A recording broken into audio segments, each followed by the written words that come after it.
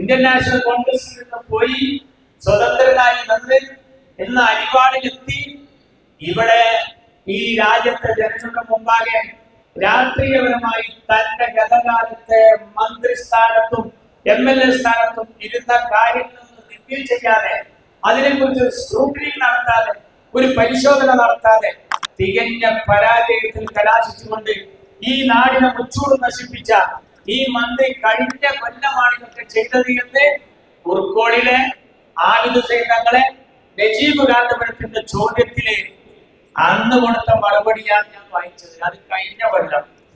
ഈ കൊല്ലം റമദാൻ മാസത്തിലെ ഈ 4-ാം തീയതി മാർച്ച് മാസത്തിലെ സുപ്രഭാതം ഇതിലെ 2 പേജ് മുഴുവൻ എന്താണ് അട്ടിമറിക്കപ്പെട്ട സച്ചാർ കമ്മിറ്റി ശുപാർശകൾ. കേരള സംസ്ഥാനത്തിന് മൻമോഹൻ സിംഗ് കനിഞ്ഞരുളിയ ന്യൂനപക്ഷ ക്ഷേമവുമായി ബന്ധപ്പെട്ട എല്ലാ കാര്യങ്ങളും 1 രൂപ പോലും ചെലവാക്കാതെ ന്യൂനപക്ഷ പദ്ധതി. ഞാൻ ചോദിക്കട്ടെ, പലതിലും നിങ്ങൾക്ക് ഫണ്ട് ഇല്ല എന്നാ പറയാ, പക്ഷെ ഫണ്ട് ഉണ്ടായിട്ടും ചെലവാക്കാതെ പോയതേതാ? ഇതേ ഒരു വകുപ്പാണ്.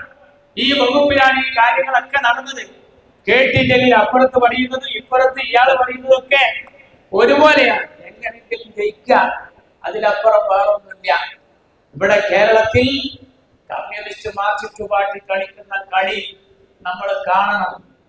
എല്ലാ മണ്ഡലങ്ങളിലും അവർ വളരെ ആസൂത്രിതമായി എങ്ങനെയെങ്കിലും ജയിക്കുന്നതിന് വേണ്ടിയും 10 സീറ്റുകളിൽ BJPക്ക് സ്ഥാനാർത്ഥികൾക്ക് വിജയമുണ്ടാക്കുന്നതിന് വേണ്ടിയും വളരെ തന്ത്രപരമായിട്ടുള്ള നടപടിക്രമങ്ങളാണ് ഈ രാജ്യത്ത് നടത്തിക്കൊണ്ടിരിക്കുന്നത്.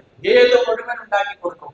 ഇല്ലാത്ത കാര്യം പറഞ്ഞിട്ട് ഈ വകുപ്പിന്റെ ചർച്ച നടത്തുമ്പോഴാണ് KT ജലീൽ പറഞ്ഞത് കേരളത്തിലെ മദ്രസകൾക്ക് ഗവൺമെന്റിന് സഹായം നൽകുന്ന ഏക സംസ്ഥാനം കേരളമാണ്. ഏത് മുഅല്ലിമിനാണ് കിട്ടിയത്? ക്ഷേമനിധിയിലെ പൈസ എന്ന് പറഞ്ഞാൽ മൊയ്ലിയർക്ക് കിട്ടുന്ന തുച്ഛ ശമ്പളത്തിന് അങ്ങോട്ട് കൊടുത്തത് ഇങ്ങോട്ട് കൊടുക്കല. ക്ഷേമനിധി എല്ലാ വർത്താനം. സർക്കാരിന്റെ സഹായം ഇല്ലാത്ത കാര്യം പറഞ്ഞപ്പോ BJP അത് ഏറ്റുപിടിച്ചു. BJPക്ക് സകല ആയുധങ്ങൾ ഉണ്ടാക്കി ന്യൂനപക്ഷങ്ങൾക്ക് അറിയാവുന്ന വായ്പോര് ചൊല്ലി കൊടുക്കുന്നു എന്ന പ്രതീതി ഉണ്ടാക്കി. മാത്രമല്ല, തെറ്റിദ്ധരിപ്പിക്കുന്ന ഒരുപാട് കാര്യങ്ങളുണ്ടായി. നേരത്തെ എനിക്ക് മുമ്പ് സംസാരിച്ച വ്യക്തി ഇവിടെ സൂചിപ്പിച്ചതുപോലെ മലപ്പുറം ജില്ലയെ കുറിച്ച് നിങ്ങൾ കണ്ടില്ലേ? ഇവര് ചെയ്തു കൂട്ടുന്ന പരിപാടികൾ എന്താ? ഇന്ന് കേരളത്തിൽ കുത്തുവാളയെടുത്തൊരു സംരംഭമാണ് ശബരിമല സംവിധാനം. എന്താ കാരണം? മതത്തിൽ വിശ്വാസമില്ലാത്ത, ഈശ്വരനിൽ വിശ്വാസമില്ലാത്ത സഖാക്കള് ദേവസ്വം എംപ്ലോയീസ് അസോസിയേഷൻ എന്ന പേരിൽ യൂണിയൻ ഉണ്ടാക്കി ക്ഷേത്ര പരിസരത്ത് ഒത്തുകൂടി ഇതുപോലെയുള്ള ട്രസ്റ്റുകളിൽ അംഗമായി ദേവസ്വം കൈയടക്കിയതിന്റെ ദുരന്തം ഇന്ന് നമ്മൾ ശബരിമലയിൽ അനുഭവിക്കുക. സഖാവ് പത്മകുമാർ, സഖാവ് വാസു, സഖാവ് പോറ്റി, സഖാവ് കടകംപള്ളി ഇവരൊക്കെ ചോദ്യത്തിന്റെ മുൻപിലായി നിൽക്കുകയാണ്. ശബരിമലയിൽ ഇനി എന്താ നടക്കാൻ?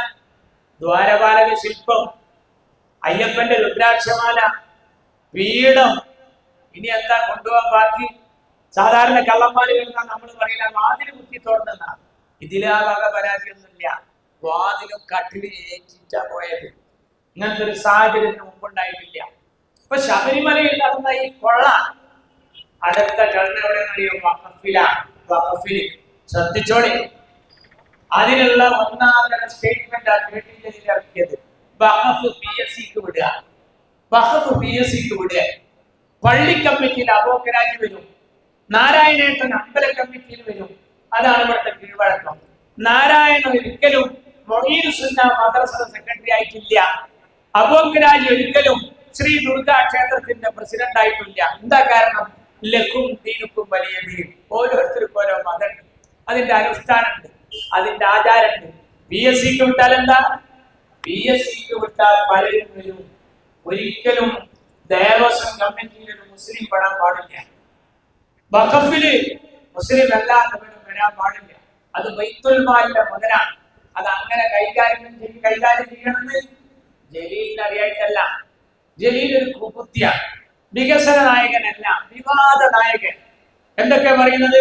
മുസ്ലിങ്ങൾ മാത്രമേ സ്വന്തത്തിൽ പോകും. ഓരോ ചോദ്യമാണ്. ഈ നാട്ടിലെ റോഡുണ്ടാക്കും തോടുണ്ടാക്കുന്നല്ല.